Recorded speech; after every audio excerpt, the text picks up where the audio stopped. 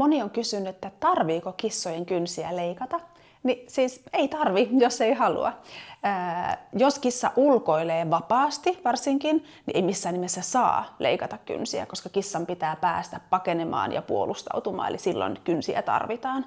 Mutta toki sisäkissoilta yleensä leikataan ihan siksi, koska niistähän tulee ihan tosi terävät ja koukut, niin ne saattaa repiä huonekaluja. Samoin kuin tiedätte, kun otatte kissan syliin, niin sehän tykkää niin ottaa kiinni tuolta lihasta, niin se ei tunnu niin pahalta, jos kynnet on tylsät.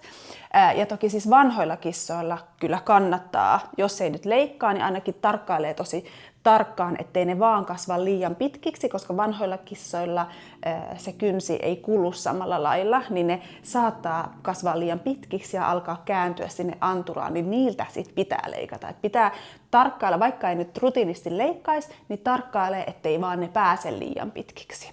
Mutta joo, ei ole pakko, jos ei taho. Itse olen aina leikannut ihan vaan itseni kannalta ja totikin sekin, ettei kissa vahingossa sit jää kiinni, että jos on tosi pitkä koukku, niin sit saattaa jäädä kiinni johonkin ja sitten repästä sen kynnen irti.